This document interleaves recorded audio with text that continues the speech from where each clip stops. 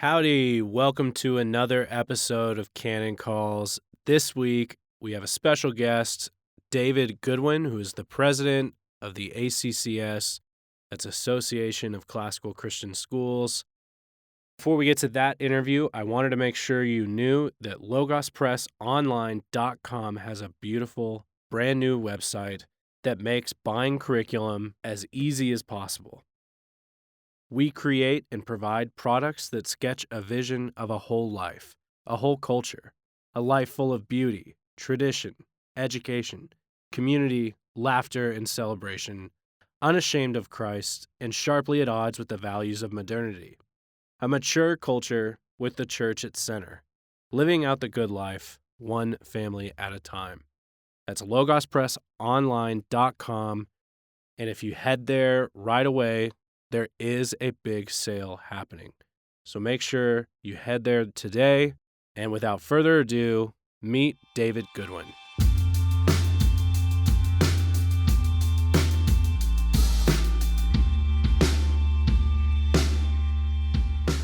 Okay, we now welcome on a special guest, Mr. David Goodwin. Thank you so much for being generous with your time.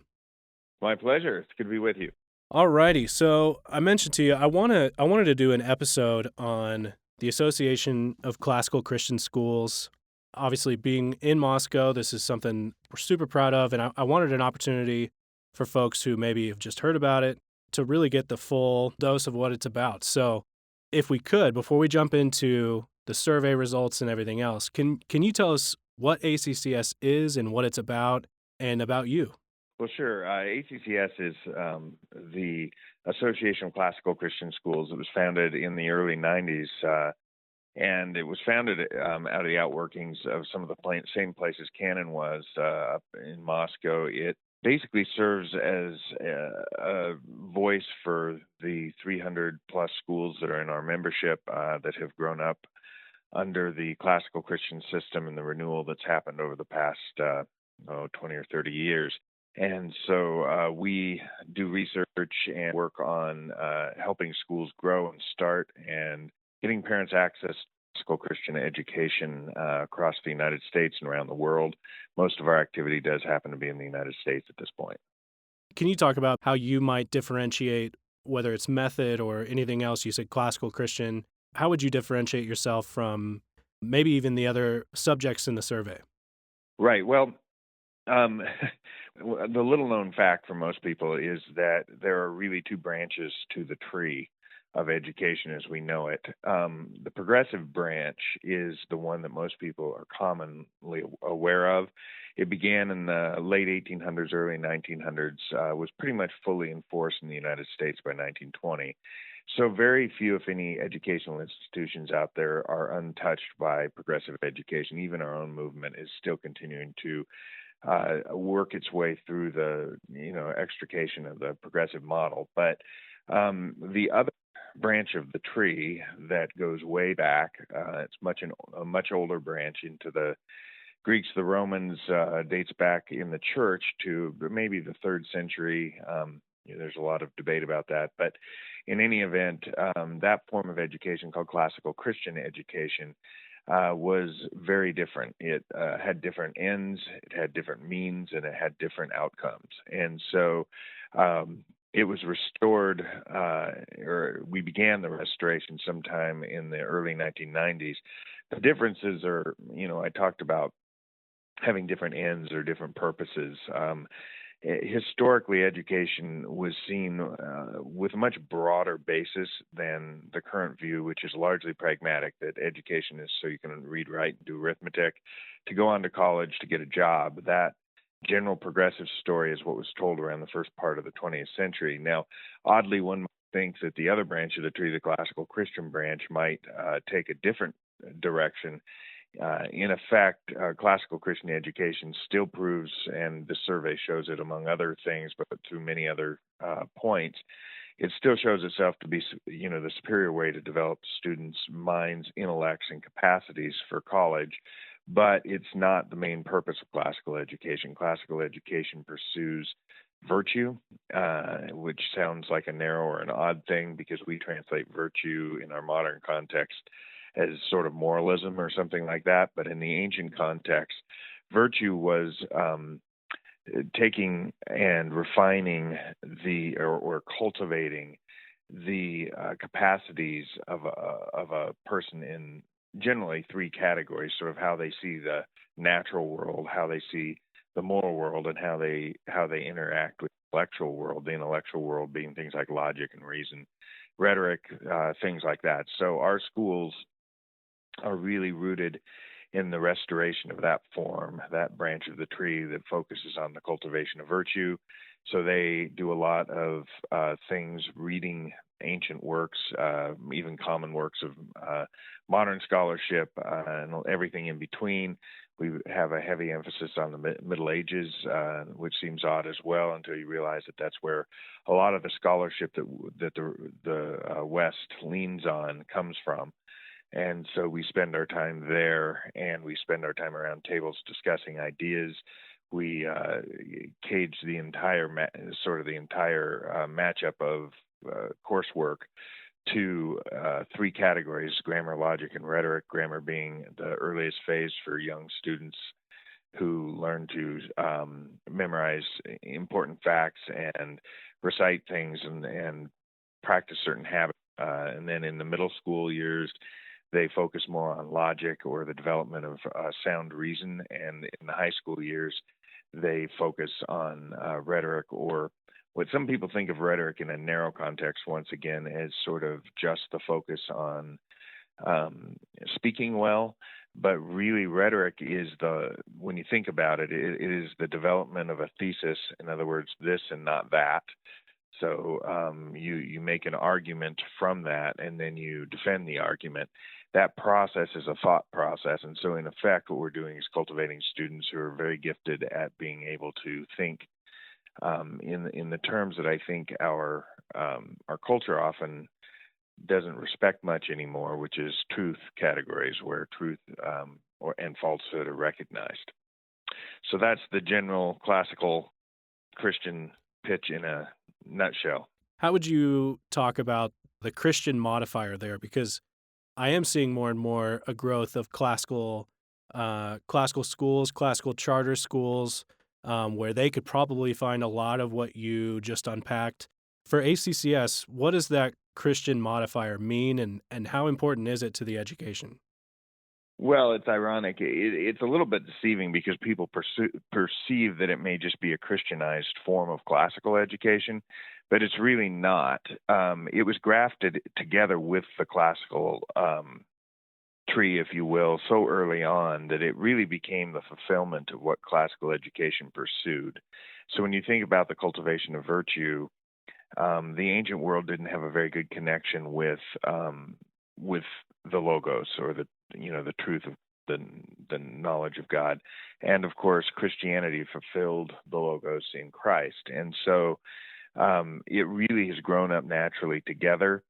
So it's not so much a Christianization of the classical form as it is that by the Middle Ages, all truth was God's truth, and everything was being understood and perceived through that lens. That has come into scrutiny, of course, in popular culture with things like Galileo, ostensibly being persecuted and those sorts of things. But there were some things that happened that weren't great in the medieval age with regard to scholarship, but much, much more happened that was amazing and important. And that's sort of that fusion of Christianity providing an answer for the questions that the Greeks were asking. And so that's its essence.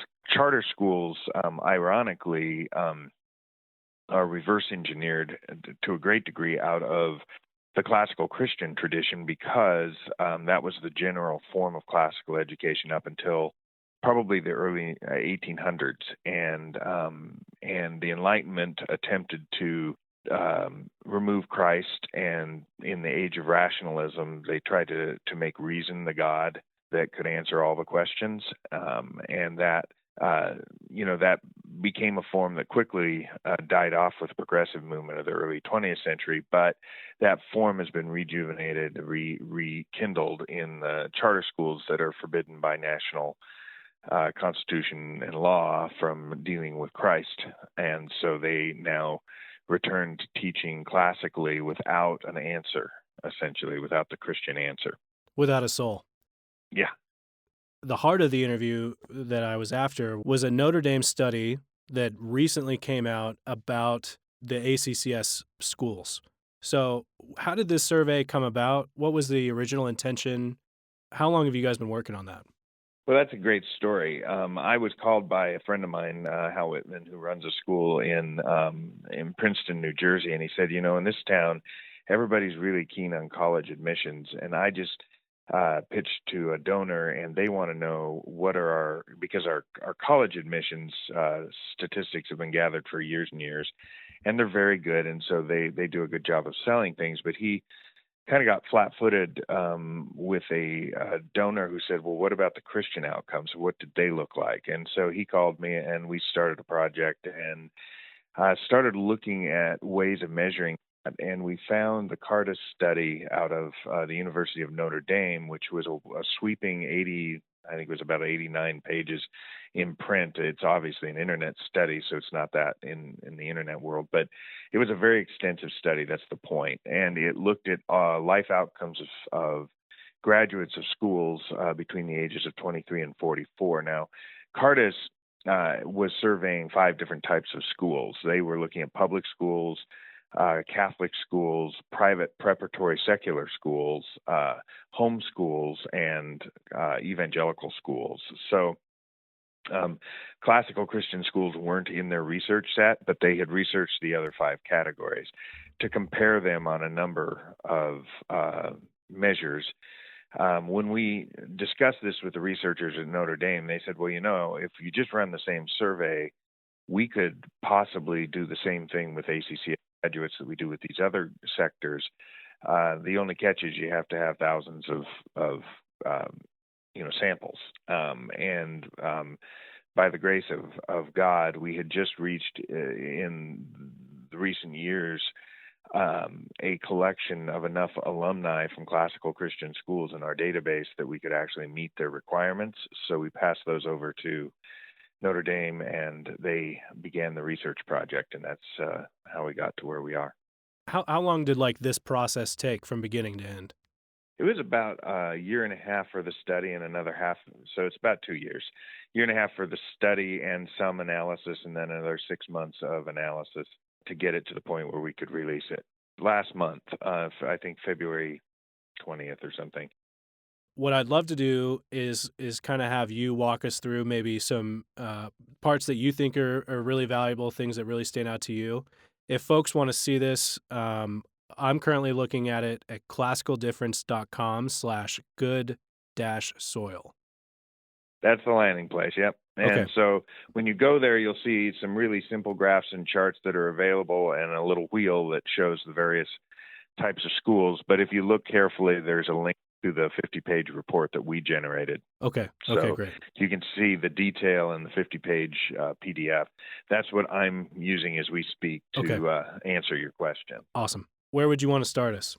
Well, I guess the first thing I'll just walk through what the study does. So it looks at sort of life outcomes. So these are post-college graduates of schools that have children. Oftentimes, they're well into their lives to their lives, and so it asks about their attitudes, about their opinions, their beliefs, their practices in a number of areas that span everything from politics to Christian practices to mission trips to vocation to training. I mean, they're just, it's very broad. When we first got the survey, I got 500 slides from Notre Dame with standard deviations and all kinds of complexity. And I thought, how are we ever going to turn this into something that'll be meaningful to people? Now, it was immediately evident that there was a huge difference between classical education and all the other forms of education that were measured. That was not something we expected to be so pronounced. It was pretty radically pronounced. So there were quite a few differences, and we knew that we had to figure out how to package this in such a way or do some analysis with it that parents would be able to figure out what it meant. So what we did is we took the 500 slides and kept looking at them, piling them in piles, doing things we figured out that really there seemed to be 7 different messages or stories coming out of the research if you looked at it. And so we took those 7 categories and we found the questions that most pointed to those or correlated with those particular outcomes. And then we used the statistical tools that Notre Dame has to create a profile for each of these 7 aspects. And those are probably what I can go through with you today. Yeah, that'd And be awesome. yeah, so the first of them is college and career, which is we only made it first because it's always the first question parents ask, right? It sounds great to study Latin and old books, but do these kids, are they ready for the real world? And so that was our first area of collected research. So we put things together there. And what you see generally is that of the 6 categories, this is going to be a story that's kind of a bit of a refrain. Of the 6 types of schools, classical Christian schools are the best at preparing kids for college. They are about twice, a little more than twice on the index score, a little bit more than twice the value of private preparatory schools, which are the next highest group in that measure. And then below, the next one down from that are Catholic schools. So if you want to be prepared for college and career, your best bet is an ACCS school. But prep schools are pretty effective, and the Catholic schools around the country have some effect. They're above the median. The things below the median were homeschoolers, and right at the median were evangelical schools, and then public schools were pretty far below the median as well. Now, the one that surprised us on that one was the homeschools. We didn't expect them to not be as effective. But when you look into the data itself, it actually tells a story that needs to, this is why it's good to read the report and look at the detail. So homeschoolers actually do quite well on most of the metrics in the profile, except one, which is completion of a bachelor's degree or higher. So they don't complete college very often. At least that's what the data shows. Now, remember, the data on homeschoolers was not obtained by ACCS. We're comparing. This is the Cardis study. It's been out there for a while. So they do it every 3 years. It's a well-vetted study. And so all of these, by the way, are corrected. All the things I'm going to tell you are corrected via a statistical method for school effect only, meaning that they can isolate, because they ask so many questions about the types of families that each of these groups had. They isolate the type of family so that can be taken out of the data, and they're just looking at the school effect. Okay. So that's college and career. Okay, so yeah, you were saying this is not ACCS's that you did, and then you're just like, wow, all of a sudden ACCS is looking very good by our standards. This was somebody else entirely. Right. Yeah. Cardis is not affiliated or does not have a relationship with the ACCS. They're the ones who gathered all the data except the ACCS data. The ACCS data was collected and processed in the same exact way as the Cardis data because it was done by Notre Dame, not the ACCS. Okay. So we contracted with Notre Dame to do the exact same thing that they did with the Cardis segments, but they did it with ours. And Okay. the only thing we did was provide them with a large enough list of alumni they could get a statistically valid sample. Excellent. So the second area was one of the most interesting to me. It was the outlook on life. And the reason that one is so interesting to me is that ACCS on this one exceeds the median by about 5 or 6 times the next highest group, which are homeschoolers. They exceed the median by a bit. Now, one might ask, what is outlook on life? Outlook on life reflected a number of sort of eclectic combinations of questions that you might think of as mental health in some capacity. They were things like gratitude, and like one of the areas where we were very is on whether or not our alumni agreed with, I feel helpless dealing with life's problems, or I have so much in life to be thankful for. Or everything that happens, including my suffering, is part of God's plan. Or life often lacks clear goals or a sense of direction. So you can tell these kinds of outlook questions are kind of attitudinal. What's your attitude or thought about these things? What are your beliefs about these things? And we scored quite differently on each of those. And then another one in this that is a collected group in this sector is something called trust. Trust is interesting because when psychologists see a high degree of trust among a population segment, they generally will say that that segment is very healthy mentally. And the reason for that is that they just, people tend to trust when they're confident and secure in who they are and that kind of thing. And so when you look at trust, ACCS, there were questions about how we trusted or how the various groups trusted about 8 different categories. 4 of those were people you might meet, like how much do we trust strangers, how much do we trust coworkers, how much do we trust people at church, neighbors. So people you might meet, those are all grouped together, and we are the highest of all the categories for trust in those segments. The others cluster fairly close together. The other groups cluster fairly close together, except there's a few outliers, like, and I hate to say this, but like in the how much do you trust people at church? The Catholics are pretty low on that one. They're lower, but not too far off the public schools and that kind of thing. The evangelical, homeschool, and classical Christian schools are all high, but ACCS is much higher. So you can see that that in the report, the list of people you might meet is pretty high. Now, the other group that's interesting are the next 4 groups, which are institutional. They're sort of more how much do we trust various institutions? The 4 that were inquired about were scientists, atheists, the federal government, and mass media. So some might see this as a little bit of a concern. For example, ACCS graduates tended to trust mass media more than the other Christian groups, although much less than the secular groups. And so given this was taken at the end of 2018, things have continued to get worse there. I'm not sure how that trust of mass media would actually be today, but we did have higher trust there. Some trust of the federal government to a higher degree than other Christian groups, and more trust of atheists than other Christian groups. So again, one might be concerned about these answers, except for the fact that we are generally more trusting of just about every institution and person, and that again goes to the psychology of it. So that's kind of the outcome on life outlook. Another factor there that we found very interesting is that ACCS, about 90% of ACCS alumni have more friends, 3 or more. The median was 3 friends when they defined a friend as a close friend, someone that you confided in. ACCS, 90% of the alumni were above that median, so it's a very high factor, and they discuss spiritual things with them, etc.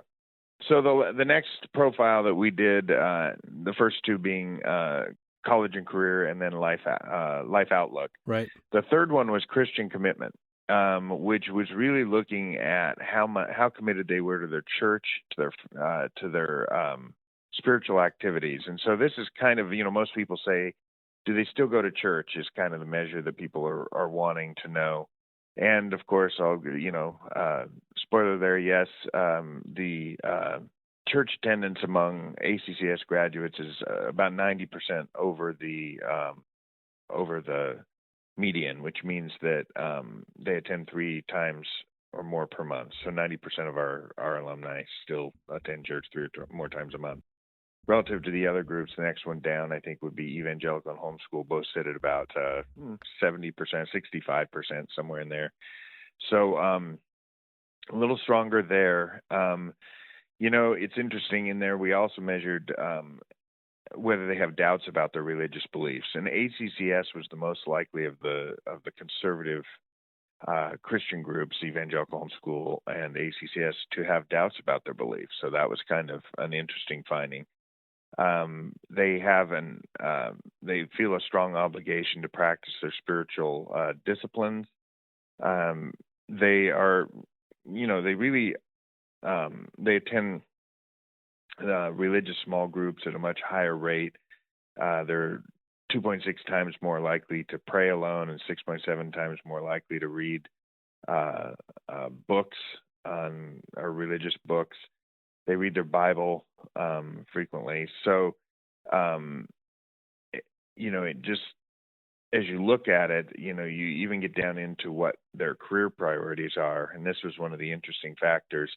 They tend to be, ACCS alumni are much more likely to pursue a career that requires creativity, that fulfills their religious calling, and to help others.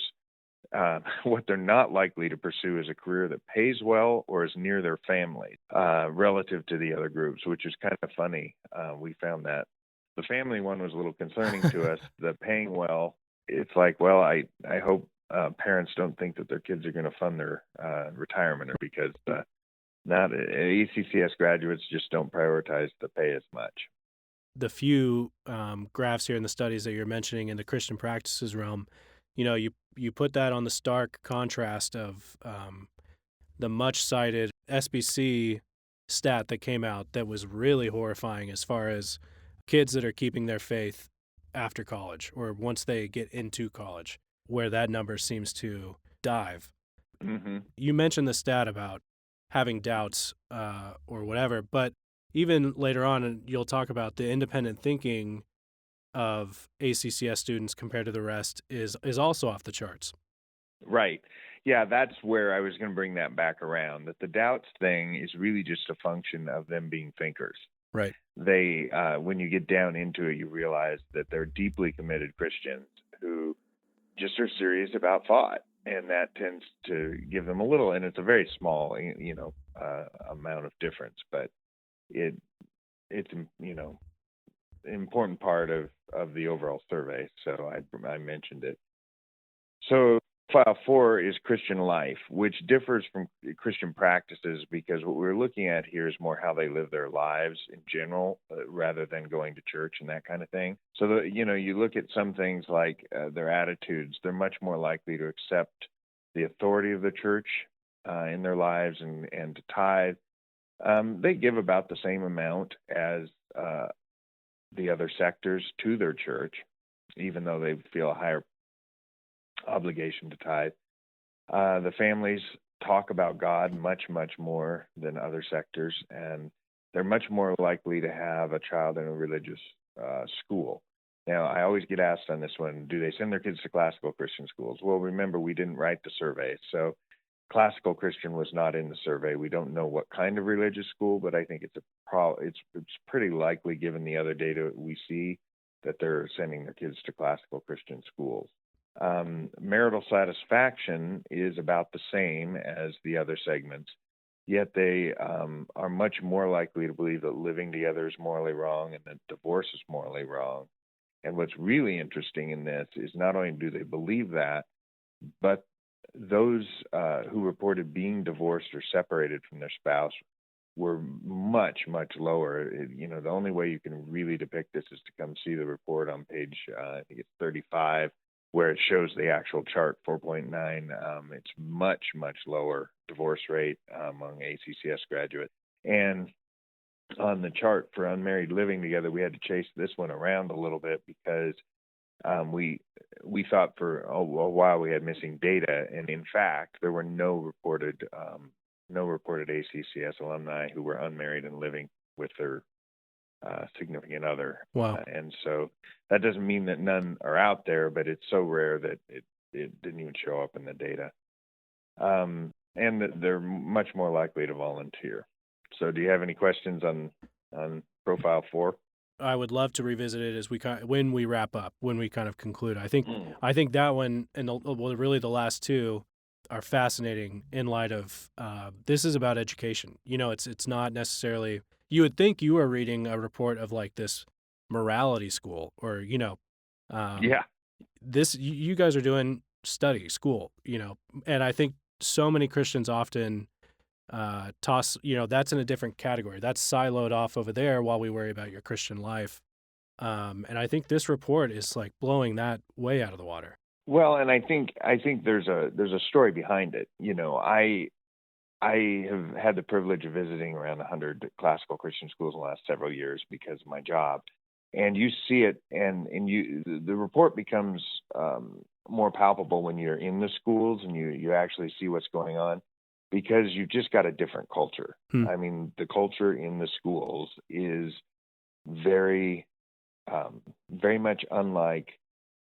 Um, if you go, I don't want to disparage any evangelical schools or anything, but if you go into most evangelical schools, what you find is something that's a Christian version of a public high school.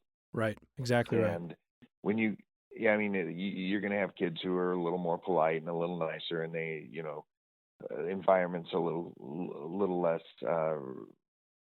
I don't know what you would say, kind of rough and tumble, but you see the basic lines are the same. When I go into classical Christian schools, these numbers make sense because they're very different. The dress codes and uniforms are always just a little tiny hint of the overall picture Hmm. of the teachers are living in community with the students. You see that the teachers are not the sage on a stage, if you will. They're kind of in the student body. They're part of them. The students practice things differently around the school. So the ethos, what we would say in the classical world, sort of the ethos of the environment, is so different in these schools that I think that's why these extend into aspects of morality that people wouldn't think would be there, just because of the seriousness and challenge that these schools give to the faith.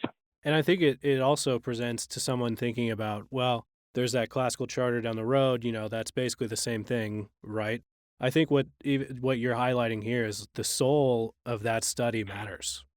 And that's an important point, a really important point. The thing is that I sometimes train administrators. I was administrator of a school for 12 or 13 years.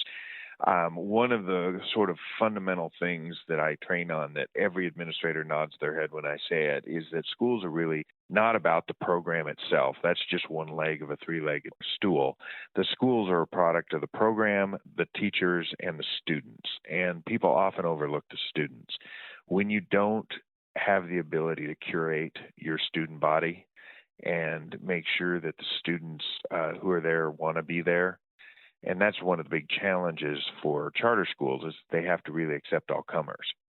And so we are able to cultivate a whole environment, a holistic environment that is essentially as Christian as we can make it, and that's what drives some of these answers. Awesome. Yeah, so profile 5 is on conservative and traditional. This was just, again, when we were looking for these trends, we weren't necessarily it's not like we set out to find this. It's just what the data showed us. So when you look at that, we're the highest. We're more than twice. We have more than twice the number above the median, which gives us twice the score as homeschoolers or evangelical schools, which sit at about the same amount, but both are above the median. They sit at about 10, a score of 10, and we're at 27, I think it looks like.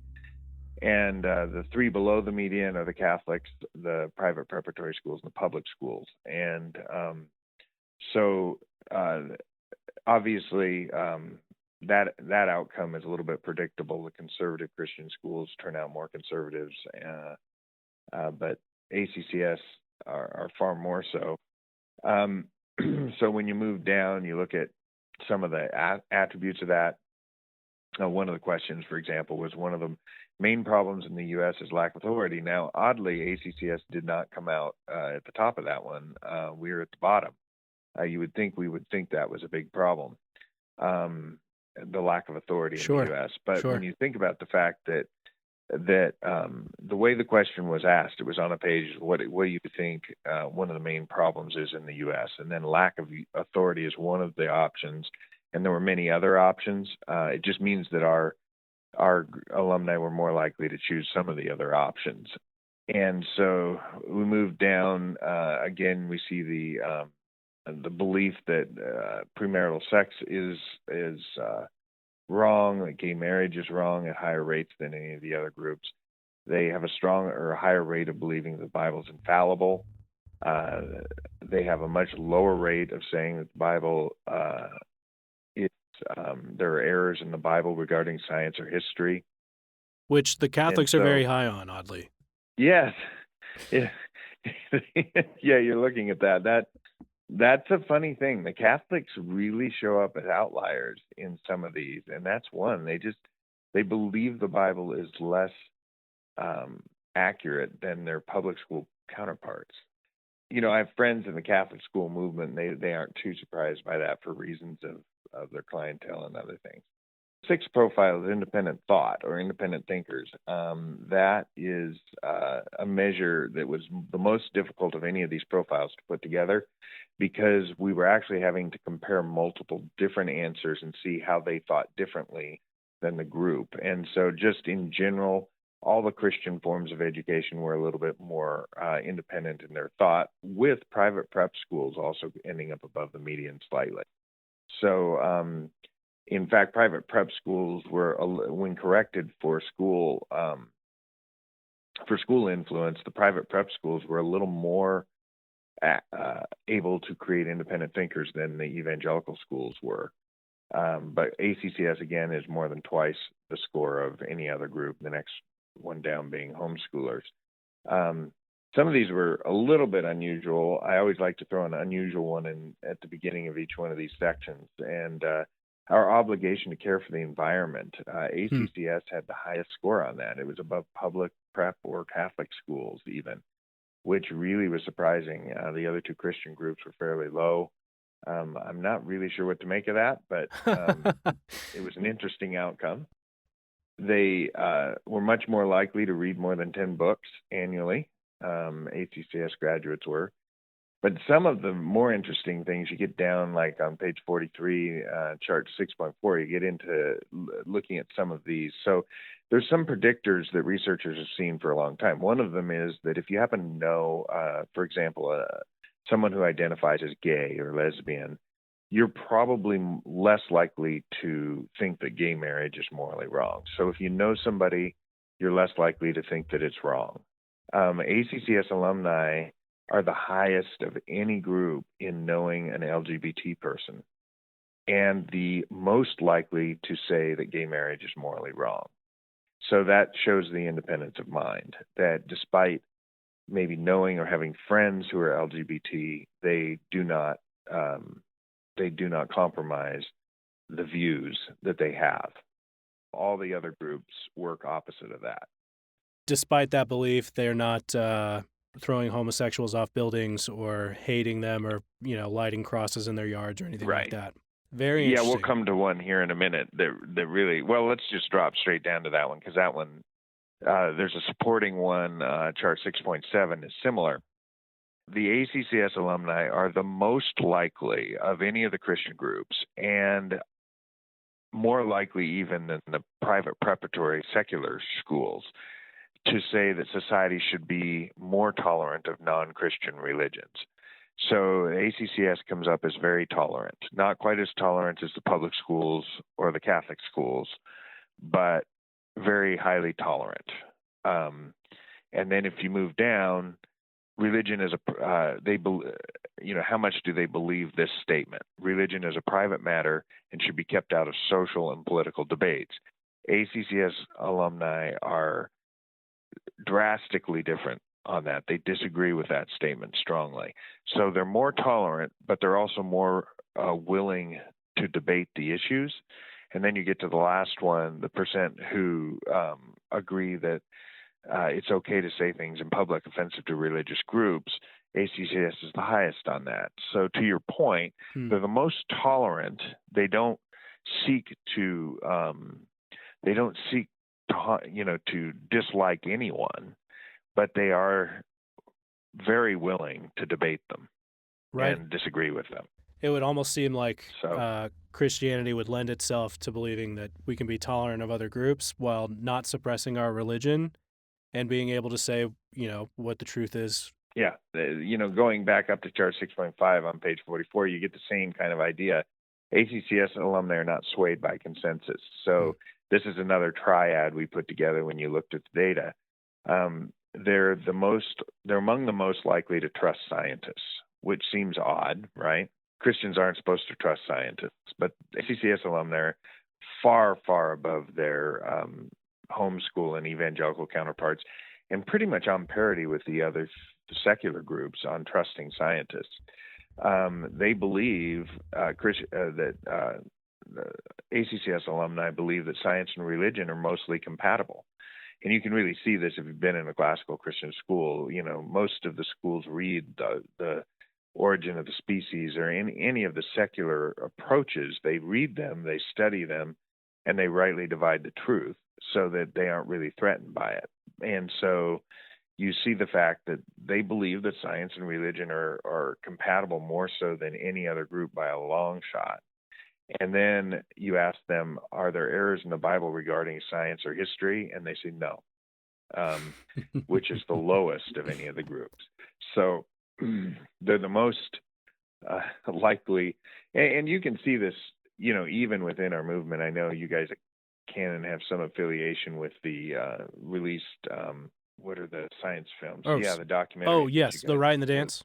Yeah, Right and Dance. Sorry, I No blanked on that worries. for a Go see second. that But March 6th, Right, rightandthedance.com. Right and the Dance are very popular among our schools because basically, if you look at what those films do, they don't preach anti-evolution. They just show the beauty of God's creation. Yeah. And the way it's shown clearly makes the Bible the most authoritative source for good theology on creation. And that's kind of, you know, obviously you guys have deep ties to classical Christian education, so you guys reflect a lot of what we're about. Yeah, and you could just say, you know, maybe one of the better arguments against evolution is just assuming the center. Of course, God created. Yep. There's just one more, seventh, influence. This is the one that we were surprised by the most of any of them. Okay. Because we didn't look for it. There wasn't really, we were trying to put together, what do we do with all these extreme answers in certain categories that just don't match up? And we put them all together and looked at it, and well, this is just how influential they are in their communities. So this is the one where private preparatory schools are a little bit above the median, like 5 or 7 points. We're 38, you know, between 35 and 42, depending on whether you're using corrected numbers or not, points above the median, which is extreme. And so one might ask, what is influence? Why is that? Basically, we asked a bunch of questions on the survey about did they know a political leader? Did they have a personal friend who had ever run for political office? Do they know atheists? Do they know, you know, kind of a broad range of different kinds of people? Are they willing to protest? Do they believe that they can have an impact on their community and in politics? Do they have an obligation to take action against wrong and injustice? And in all of those cases, we were very high on those relative to the other groups. So they're a very influential group. So one in particular, I think that would be interesting, especially for where sort of the baseline of how folks speak today. Obligation to take action against wrong or injustice. ACCS like doubles big time everyone else. Yeah. Yes, and that's just interesting. I mean, you do surveys like this, and you want to reach back through the survey instrument and ask these people, what did you mean? What, you know, why are you so passionate about this? But we have just the data, so we get to look at it and go, all right, we're very. They feel very obligated to take action against wrong or injustice. And I imagine, you know, each of these things are, as you mentioned, things that you experience when you go to the classrooms, when you go to the schools, and that you could, you know, were probably talking points as you tried to sell folks on the ACCS schools. It's wild to see it sort of given to you by someone else to sort of validate, you know, what you've been sowing in faith. God's been very kind. Yes, it was, and we've enjoyed. You know, one of the projects we're in the works of now is that we've taken this data and we're out trying to validate it with actual stories of Hmm. individual alumni that we can bring back. That's awesome. What would you want to point folks to? So now that we've kind of painted that picture, if they're not at an ACCS school, you have the floor. Where would you want to send folks? Yeah, classicaldifference.com is the best place to go. You can find the survey there. It's pretty easily linked to from a variety of sources, and you can look through it. And there's obviously a lot of pros in the report if you're a data wonk and want to look at that.